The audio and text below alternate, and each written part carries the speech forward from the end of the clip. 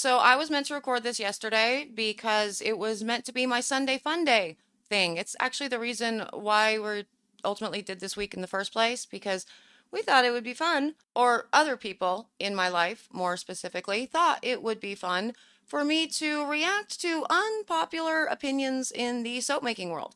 And I thought, well, that's a fun one to do on Sunday Fun Day because, probably the majority of those unpopular opinions are going to be mine, knowing who actually put the list together. So, I thought it could be, cheeky little whatever, have a mimosa, do the things. And instead, I just did the mimosas and hung out with family and did not film. So, we're doing this on Monday instead.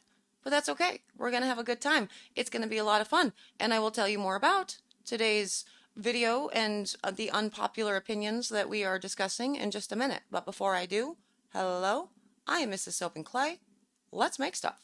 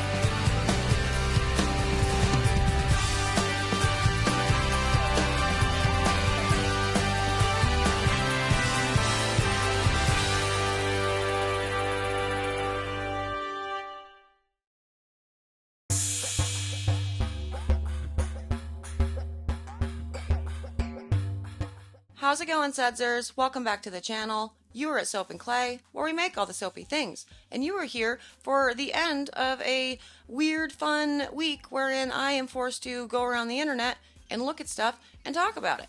And so it's a good time. I mean, the last one we did was the my secret shame in soap making. The weird stuff that I put in melt and pour, because the day before was talking about the soap makers of TikTok and how they're kind of off the chain as well. And I say all of this to preface this entire video, right? Because yes, we are going to be talking about unpopular opinions in the soap making world and just kind of weighing in and having a good time. It's just a bit of fun, but I do want to make sure that you understand I am not like attacking you personally. If you happen to hold these opinions and these beliefs, that is fine. Whatever these opinions and beliefs may be, with the exception of a few, I really don't believe that there are any real wrong ways to make soap and wrong opinions to have.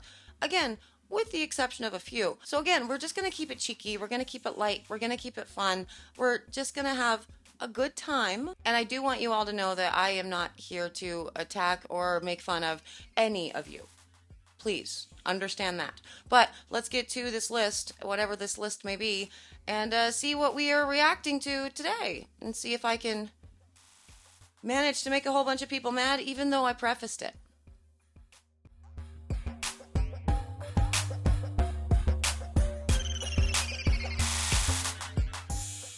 Okay, unpopular opinion number one, weighing in grams is the only acceptable way to, measure anything in soap making. And I don't know that that's the unpopular opinion so much as the other, which is weighing in ounces. And first up, I don't think any is better than the other. I really don't. I weigh in ounces, obviously, because I am American, and that's what we were taught. And apparently there was a big old thing where we tried to use the metric system and teach it in school, and I guess like the whole country rioted. I don't know. It was a big deal. It was before I was born. It didn't last long. And yeah, I am familiar with the metric system to a point, because obviously being in labs and all the things, but for the most part, ounces are friendly to me. That's something that's just sort of an innate thing in my head, and I find it to be a usable and useful feature when weighing all of my stuff out. However, there is a time and a place for grams, and the idea is when people say that grams are better, it's because it's more precise. The thing is, when you are weighing out all of your ingredients for, a 3-pound batch of soap or a 300-pound batch of soap, you don't really need that level of precision. It's not that deep. you know? But when I am weighing things out for a complicated pour involving just a slight amount of soap into each, and maybe it's just a 1 pound batch in total, yeah, I totally switch to grams because in that instance, when I'm making teeny tiny batches of something, then yeah, I need the precision. But you're not really going to get any more precision from grams versus ounces when you are working with, like 800 ounces of something. So that is what I would say on all of that. And also, just stop being mean to Americans because we use what we know? Okay, unpopular opinion number 2, melt and pour is not real soap making / melt and pour is lesser than cold process or hot process. Now, you guys already know my opinion on all of this because I've talked about it a lot from the very beginning of the channel. I don't like it when people get froggy about melt and pour versus cold process. I really don't like it when people say that melt and pour is just like a boxed cake. It's just a boxed cake. You know what? If you make a cake from a box, which Mrs. Webman did yesterday, is it not still cake? Is it not still delicious? I don't understand. It has all the raw ingredients already in there, and you do the thing. There's still a lot of areas wherein you could have messed it up, and you didn't, and you produced the thing, the cake, and it's delicious. Same thing with melt and pour. Even if literally all you're doing is just cutting down your melt and pour blocks and then turning it into, your artistry, it's still soap at the end of all of it, just like with cold process, just like with hot process. And I tell you what, melt and pour artisan soap makers, they have a craft that I have yet to be able to figure out. And I've tried. I have a number of melt and pour soaps in my line, and whenever I try to get artistic with it, it's always a big old mess. And so no, I do not believe that melt and pour is a lesser, medium in the soap making world than cold process at all. And then there's the whole, melt and pour soap makers that actually make their own base, which means they are actually using a hot process or a cold process method in order to achieve that. So let's just stop that. I don't think that it ever looks good on anyone when they decide that it's a good idea to compare, themselves and how like highbrow and, whatever they are because they're doing a craft different than somebody else. Let's not do that. It's gross. I hate it. It's an unpopular opinion in my book, and I think we should stop that. Next. Okay, I knew this was going to hit the list eventually, so the next up on the list, unpopular opinion, glass and soap making is fine. And I don't think that should be an unpopular opinion. I understand that it is an unpopular opinion, and this is one of those things where I will tell you that I do believe that you are wrong if you disagree with that. And the reason why I think that is because, I spent a lot of time in chemistry labs, I went through college, I did this thing, and there was glass everywhere. So there's that. 2, Mr. Soap and Clay, this is his whole career, his whole profession. He is like one of 5 subject matter experts in the world in the thing that he does. And it involves glass. And so he's very well versed on what glass does or does not do. The next with all of that, I, for the record, have never told anybody that it is a great idea or that you should use glass and soap making when it comes to actually, doing your lye solution. In fact, I've told you the opposite over and over and over again, and I don't do it. But Mr. Soap and Clay weighed in on that back in year 1 and said, no, I think it would be fine as well. And these are the reasons why. Lye doesn't cause glass etching. Listen, we've already been through all of this. But one of the other reasons why I think glass and soap making is completely fine is because those things, those MSDS pages, your safety and data sheets, I don't know if you know this, but they are governed by OSHA. OSHA, the whole group of the government whose entire job it is to keep the workers safe. And so the companies have to have safety and data sheets for everything that they do that could be, dangerous or whatever. And there's a safety and data sheet for lye. And it does have contraindications for storage.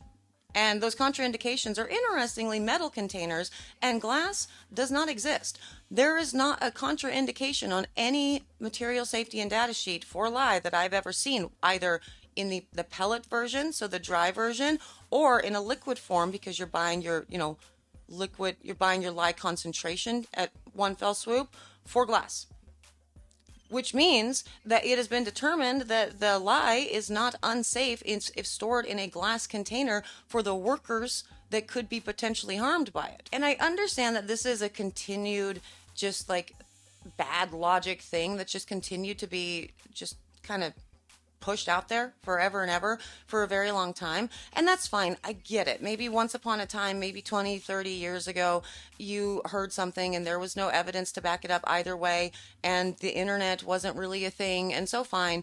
That's cool. But today in 2023, our ability to get information to each other has evolved. Our ability to test things have evolved. Our ability to have access to good information, it's right there at the tip of our fingers. We carry it around in our pockets all of the time. And so, no, I don't really think there's much of an excuse to continue parroting bad information regarding glass in the soap making industry when we have evidence that suggests otherwise. That's just me. For that, I don't think you have to use glass. I don't think there's anything that says you have to at all by any stretch of the imagination. You can use whatever container works well for you. There could be good reasons for you to not use glass, and I think the best reason would be because you're afraid of dropping it. That's fine. Obviously, you have to be comfortable within your soap making world. You should be, and you should do that. But to tell other people that it's wrong if they use glass, like all of the forums and the threads and the number of times that I see Anne Marie continue to pop up because, oh, she used glass, it's gross. It's actually gross. Like, I don't think that that's something that you can with your whole chest say, this is wrong, and therefore everything else that this soap maker does is wrong, and they're discredited. Because it's not wrong. So, that's a weird one to throw in, soap apprentices. That's not cool, but thank you. I appreciate that. I knew it had to end up on the list. Let's move on to the next one.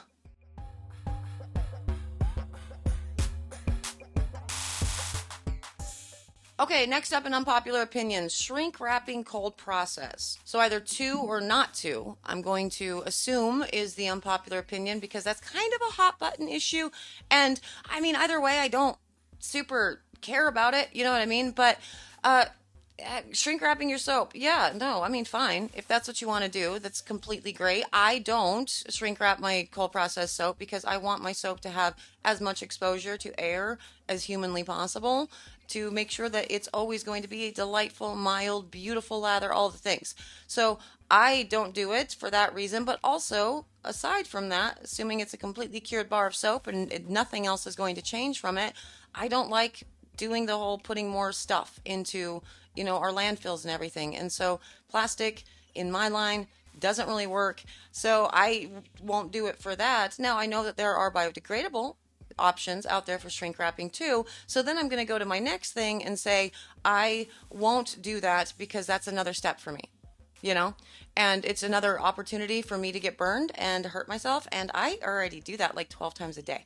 That's already a thing in my life. So no, I don't do it personally. If other people want to, that's completely fine. Now, here's the part that I don't understand as to the reasoning behind wrapping, like shrink wrapping your cold process. Because I've seen so many people on forums say that they shrink wrap their cold process because they are squigged out by the idea of germs and everybody's dirty hands all over their soap. First and foremost, I mean, germs, because soap is soap, so germs don't live on a bar of soap. That's not a thing. And so, you know what germs could live on? Your plastic that you've shrink wrapped your soap in, for sure. And then they say things like, the nose, the idea of people taking the bar and taking it to their nose, and so nose stuff all over the soap. Well, yeah, it's also all over your plastic. So what are you accomplishing with this? Or do you mean to tell me that at the end of an event or a fair or whatever, you unwrap the soaps and then rewrap them in clean plastic? Or you take the soap bands off if you have them wrapped on the outside, you have the shrink wrap and then your actual label over that and wipe them all down? Or you're spraying them and wipe? It's so much work, baby. That I don't get at all, but I understand that there are people that have certain things in life that make them comfortable, and so fine. If that's where your comfort level lies, that's great, but the logic for me doesn't track because you would have to do a version of this regardless. You know what I mean? And after an event, if you're worried about germs, and so whether it's plastic or it's just a naked bar, you're still spritzing it down with rubbing alcohol and giving it a wipe, right? So yeah, I don't get that at all. That's not the logic doesn't track for me. But live your best life. You can do, you cannot do, and something like that, it's your call, just like with the majority of all things in soap making, really. Okay, and the final unpopular opinion, soap is not just a rinse off product. Okay, this one I actually have thoughts about. The first way that I would address this is, so for a responsible person that is out here like making content, right? Like myself, because I've said a number of times, remember, soap is a rinse off product, whatever. I am literally saying that because I need you guys to all remember at all times that there are certain things that you can and cannot say when you are making claims about your soap. If you're wanting to call it strictly soap by definition, right? If you're wanting to say that it does something else and that something else is not a medical claim, then you're supposed to be labeling, and you need to be labeling and calling it a cosmetic. And so I do say it for that. I also say it because no matter how much you're sitting there washing your hands, you know what I mean? It is still a rinse off product. And I understand that there have been so many people out there I saw recently somebody used a transdermal patch. Like, look how medication can be administered through a transdermal patch, you know? And so, of course, the skin, it absorbs, it does stuff. And it's like, well, yeah, yes, that is true. There are transdermal patches out there that deliver certain things through the skin. So, and the skin does absorb some things, but the skin absorbs such a tiny particle size of these things that for the most part, it's not everything that can be delivered transdermally, right? We're dealing with, well, not antibiotics like that one chick was saying that's in jail now. So you can do, you know, like the ideas that are coming to mind right now are certain pain medications and like nicotine, I think, nicotine patches. That would be considered a transdermal patch. And so, yes, some things can be delivered through a transdermal patch. Some vitamins can easily absorb into the skin with a transdermal patch or just being on your skin, just, you know, whatever. But the key is it's on there for an extended period of time. Like, you don't put on your pain reliever patch and then just take it off 30 seconds later, right? I think it's like you have it on 24 hours a day or something, you know? And so I don't think that logic is quite tracking, because what do you take off of your skin within 30 seconds? Soap. You use it. Even if you're scrubbing down to go into the OR or whatever, you're still doing it for like 3 minutes max, you know? So no, I don't think that that's a long enough time for anything of real value, good or ill, to actually make it through the skin. Now, that is different than getting like an allergic reaction because you have an allergy. So that is a different situation entirely. Essentially, your first layer of skin is sending out those warning signals saying, hey, no, your body doesn't like this. Stop. You know? But as far as soap being just a rinse off product, well, I mean, it is. And so if you're trying to put something really, really beautiful and awesome into your soap that's wildly expensive, that's when I do recommend that you don't do that, and instead you put that wildly expensive, really awesome product into a lotion or a face oil or a conditioner or, you know, other stuff, as opposed to your soap, wherein your ROI on that, it's not going to be great. That said, different ingredients absolutely do change the overall structure of the soap, and your skin does feel different. The lather feels different. It's obviously not just a rinse off product, because you feel it when you're using the soap. I get that. But if you're trying to make the claim that it's improving your life and your, you know, elasticity and those sorts of things, don't make that claim, because that then borders on the whole drug claim, and that's a different thing entirely. We don't want to go there. But two, I don't know. Again, it's kind of just soap. It can help with a lot of things. It can feel great on your skin. It can certainly not exacerbate any sort of skin conditions, but it does rinse off almost as quickly as you put it on. So do keep that in mind. And that's really not to say that you can't make a soap that actually does have some of these benefits, because things like, I don't know, like a kojic acid or a hyaluronic acid, or, you know, some of your vitamins that are easy for the skin to absorb or whatever, are being pushed into the skin by the nature of washing or whatever. It's not to say that there isn't a benefit, but again, because it's soap, I don't think you should be making those claims. And so that is one of the reasons why people say it's a rinse-off product.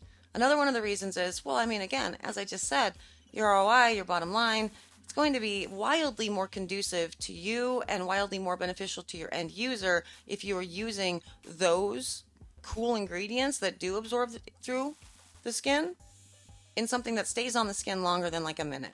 And so I guess I don't really know where I stand with that unpopular opinion because I can see both sides for sure. I can look at some of my soaps and go, yeah, this one is definitely better than for X, Y, or Z condition, whatever. But I think the bottom line is with all of it, there is not a person on the planet alive in a YouTube comment or a Facebook forum or soap making forum that can definitively state what does or does not survive. First up, survive saponification and or get through your skin and actually give any sort of benefit to you or the end user just by looking at a recipe. But obviously when you start talking about what absorbs through the skin or whatever, you have to start thinking about what survives saponification, and that is because obviously essential oils are also talked about within what survives saponification, and does it not, and that's like a whole different can of worms and something that I think might need a whole dedicated video for it. And so I will put that on the list for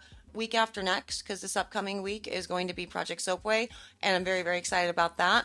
But yeah, ultimately what survives saponification and what actually gets through the skin membrane and everything that we've been talking about with all the rest of the unpopular opinions, they're all just kind of weird things to argue with other people about on the internet. People can have their belief systems and they can have their thoughts on things, and that's fine. Like, it's not hurting you for someone over here to believe that soap is more than a rinse-off product. That's fine. As long as they're not marketing it as such and therefore violating the definition of soap or a cosmetic and going into a drug, that's completely fine. But even if they are doing that, that's on them. You know, you focus on your hustle, on your dream, on your goals, on your soap, and that's how you continue to be awesome. And spending all the time on soap making forums, sort of nitpicking and quibbling about what is or is not, I don't think that's going to be very beneficial for your business, you know? But this was fun, kind of, overall, talking about unpopular opinions and knowing that I am usually in the unpopular opinion realm of the world. And that's fine. I'm actually cool with that too, because it hasn't hurt my business by any stretch of the imagination to be so. So I'm good with that. And I'm also good with you wanting to do things or having some sort of belief system that might contradict mine. It was just for a bit of a lighthearted content day, and you know, whatever. Don't take offense to it. I don't think that you are a terrible person, and I find all of your soap making techniques, you know, therefore suspect if you do anything on this list. I don't care. I like you as a person. I like you as a soap maker. I know that you are talented and you're making the best decisions that you possibly can for you and your business. And mostly, I guess that's for everybody, but specifically for the Sudsers, because I know you guys. And I know that that is true of each and every one of you. So, hey, Sudsers, thank you. I hope your week has started off well. Hope you're having a great Monday. I am out of here. Tomorrow we are starting Project Soapway. So that one's going to be really exciting. You should definitely come back for that. So those of you who aren't Sudsers, subscribe, do the things, whatever. I'm making a gorgeous soap tomorrow. You're going to ooh and ah. It's going to be crazy. Stay tuned. But I will see you then for another round of soapy fun. Bye.